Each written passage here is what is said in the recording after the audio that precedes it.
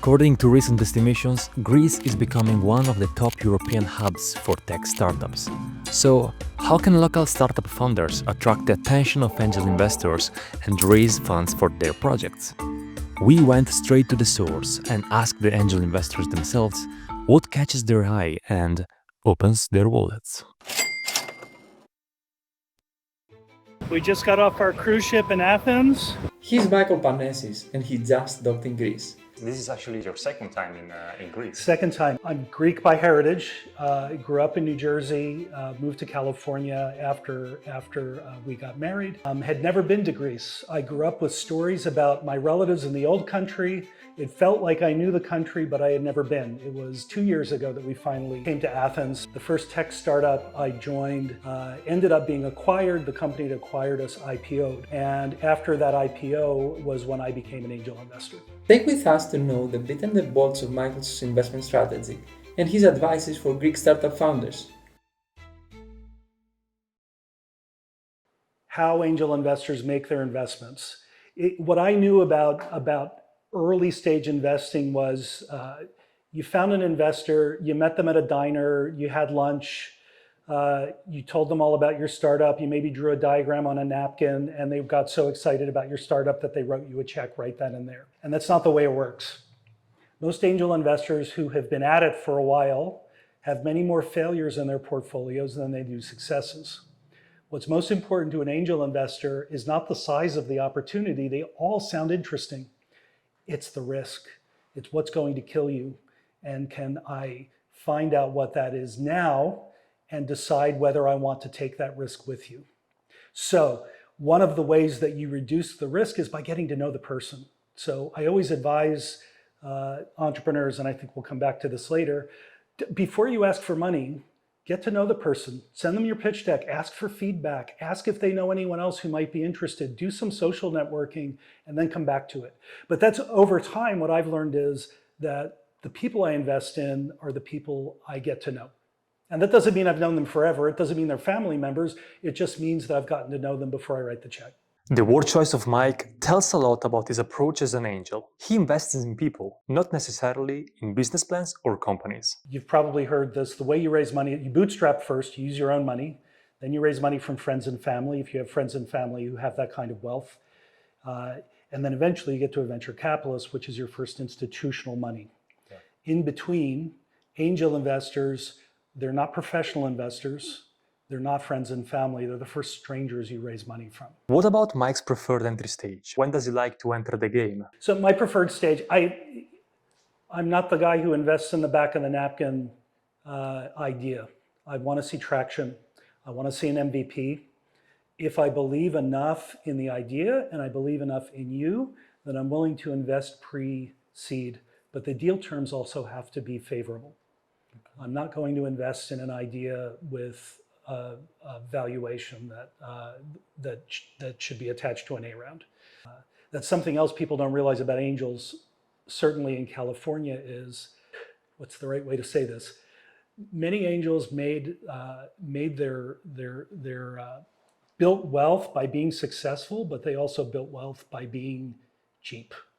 They don't spend money unnecessarily. They don't, when they make an investment in your startup, they expect you to spend the money responsibly, but I want to see that you're using the money in a productive fashion and that you're being careful about your raise the money, because if I invest pre-seed, that money has to last a long time before you get to institutional. You're probably going to raise a couple of angel rounds before you get there. Wow. So I like to see somewhere between pre-seed and seed. All the previous angels we interviewed told us about the importance of a team in a startup. What about Mike? Well, I think any investor will tell you team is number one, but that doesn't mean that we'll invest in any opportunity. I know a lot of angel investors. I've been in a lot of rooms where a founder is pitching, and they may love the opportunity, they may love the team, they may love the growth prospects, and they still may not invest. So it's some combination of those.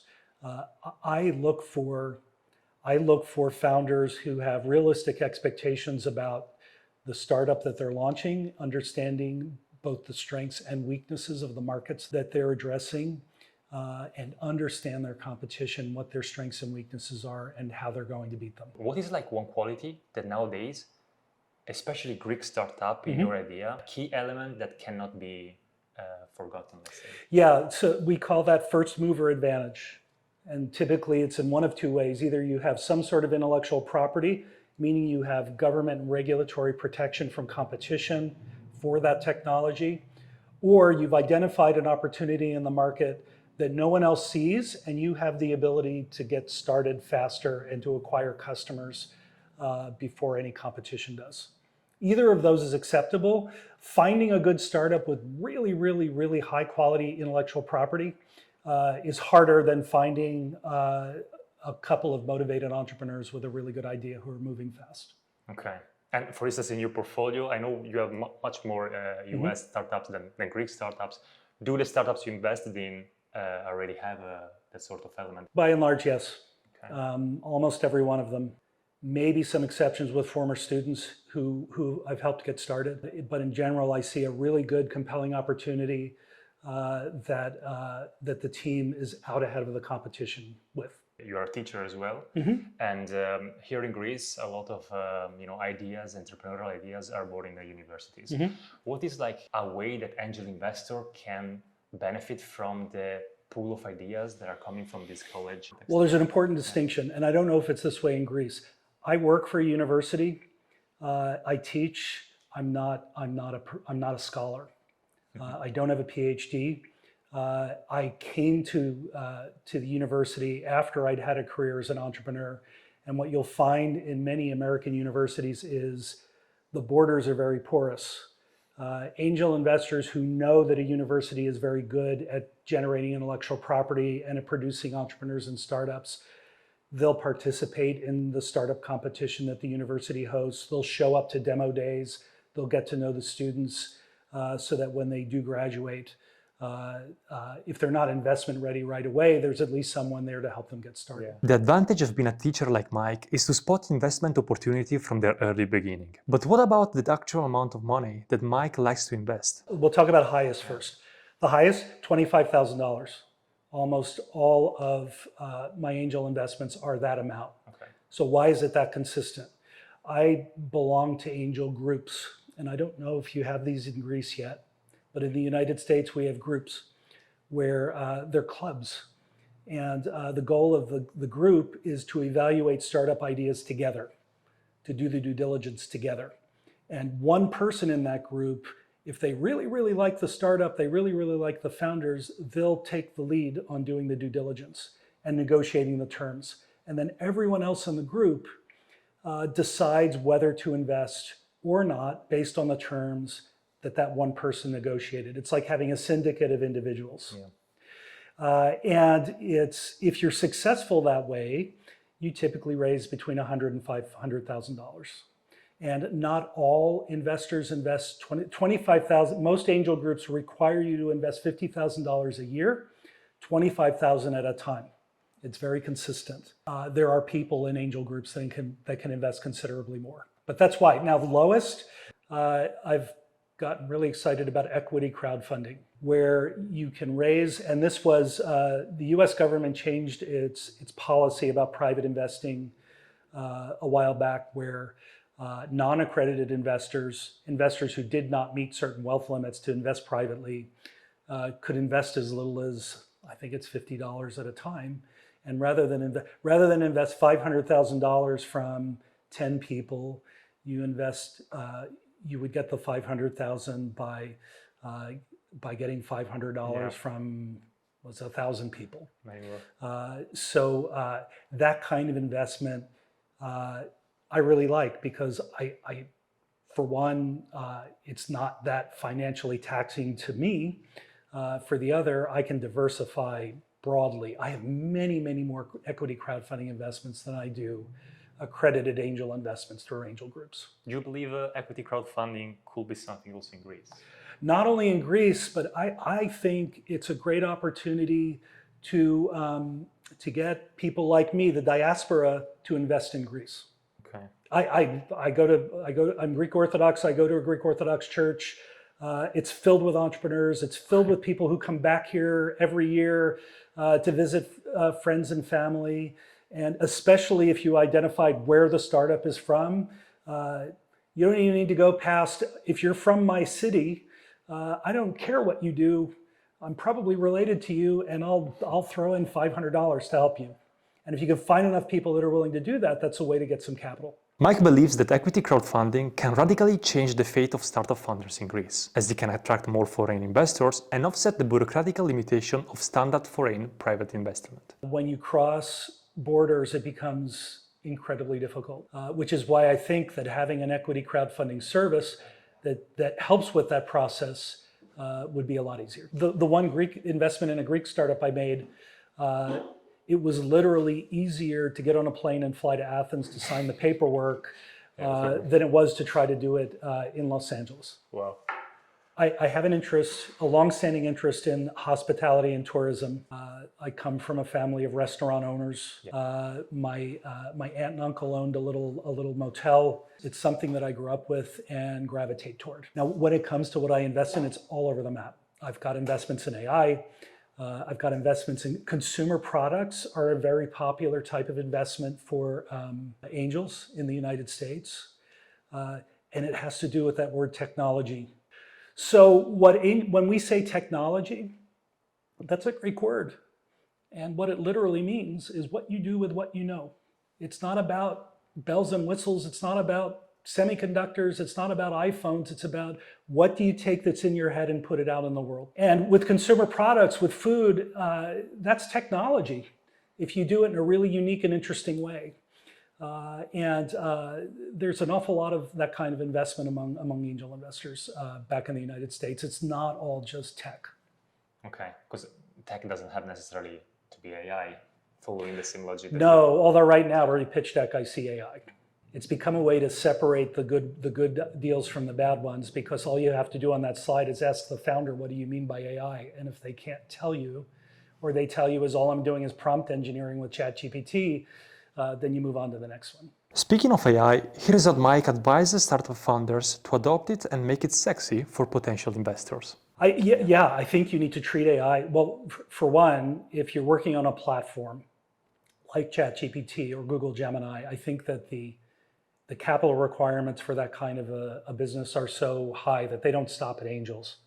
Even ChatGPT, the original investors, I think they put up like $1 billion to get started, just to get started. For smaller startups, what I'm looking for is some sort of unique approach to AI that gives you something that gives you a defensible niche, intellectual property. Okay. So are you building your own models? Are you creating, because you also have to start thinking of AI as synthetic humans.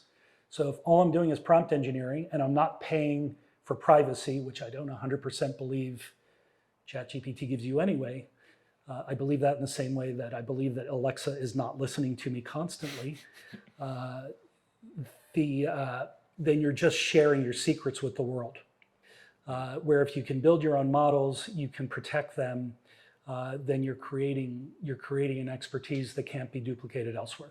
I also like to ask founders, why isn't your AI on the team slide?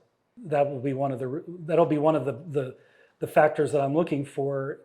Do you get this look of confusion? Let's say it's technology. Why is the guy asking me why it should be on the team slide? Or do they give me an answer, at least saying, well, someday it will be, because the AI that you're building has expertise that you would normally see on the team.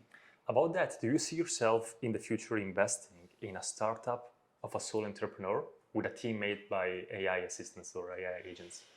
Possibly, yeah. I'm getting old. I have trouble seeing that far into the future anymore. I can see the potential of AI. I love using it. The more I use it, the more I really enjoy using it. Like in some stops on our cruise, it was our tour guide. We didn't have plans for Crete, so we asked ChatGPT, what should we see in Crete? Okay. And it suggested we go snorkeling and scuba diving, and we said, yeah, we don't want to do that. Give us something else. And we kept cycling through until we had a really nice itinerary. But yes, I can see investing. One step past that is, when do we get to the point where it's AI deciding whether to invest in AI? I don't think we're as close as we think we are. I think that LLMs were an incredibly big leap. The thing about technology, that kind of technology that people don't realize, is everyone thinks that OpenAI formed its startup and that's when research into AI began. OpenAI is the culmination of 60, 70 years of research. So these things that look like they're brand new, they're not new. And I think it's an important milestone, but there's a lot of work to be done to make AI really as versatile and as resilient as it needs to be. Okay. If you could give me like one time, if you want to expose yourself in that that side, is it going to be 5? Is it going to be 10? Is it going to be 2? Let's go with 10. Okay. Let's 10. bet it. I think it's going to move faster. So stamp that. I don't know what I just committed to. I'm not sure what we're going to have in 10 years. We'll see this But it's week going to again be a after. lot better than what we have now, and we're going to look back. We're going to look back in 10 years at what we had now and realize that it was just a toy. At this point, we wanted to get practical and asked where you would invest €1 million right now. That might cost more than €1 million. Yeah. But I'm fascinated by the line between the analog and the digital. And I think the more that we can learn about the way the analog works, the more rewarding the digital experience is going to be. Wow. A question I ask myself every so often is, how many bits are there IRL? Wow, that's How many bits do you need to replicate this experience? So it's the Matrix, that movie, The Matrix. yeah. So that you can't tell whether it's real or not. And we're nowhere near there, but I think we're going to get there eventually. Okay. But if I see like the answer you gave on a market perspective, there is biotech there for sure. There is food tech, and then the first answer that you gave is more like platform software CRM. Okay. Do you see potentially any Greek startup getting your funding over an American startup that provides the same solution? Sure, I do. If I see something that's truly innovative, that I would see in the United States. And what I mean by that is a lot of the Greek startups I've spoken to, and I mentor Greek startups all the time, most of them are working on an idea that I'd call derivative. There's something in the United States, something elsewhere in the world that looks just like it. And what you're taking advantage of, there are certain kinds of startups that benefit from being local. So when I see a startup where I look at the user experience and I can't tell what country it's from, it's not even specifically that it's Greek. If I can't tell what country it's from, I think that's interesting. As many angels told us, you just need one win to repay all your failures. So here's what Mike's biggest win looks like. A biotech. It's a company called Cytomx, Cytomx. It started at the University of California, Santa Barbara, where I worked for a while. I was invited to come to an investor meeting by the COO, and I was in a room with a who's who of Santa Barbara. I don't know if you've ever heard of Santa Barbara before. It's an hour and a half north of Los Angeles. It's a very wealthy community. And I was in this room full of very wealthy, successful people. And I said to myself, I want to be a part of this group. So I made an investment for that reason. I also met the inventor who had, biotech is very difficult. It's very capital intensive. It's very time consuming. He decided to start his journey on a computer by simulating what he thought this particular molecule could do. It's immunotherapy, they just didn't call it that then. So they did the modeling on the computer first, and when they got to in vivo, when they got to testing in mice, the results were astonishingly accurate. And they were able to move through the clinical trial process more quickly, and eventually IPO'd. So I got to participate in an IPO through an angel investment. And I think I held on to the stock for a while. That was like a 6x, 8x return on investment. And by the way, those pay for all the failures and then some. You need just one win, actually. One win. The one that I don't count was the company that I moved to California for, that I mentioned at the beginning of this talk. We were acquired by another company that eventually IPO'd. And because we were laid off before the IPO, but I exercised my stock options. And that one turned out very well. That was automotive finance. We built a system that helped auto dealers negotiate leases. It was a complicated mathematical problem. Worse, it's like a 30-way tie for zero.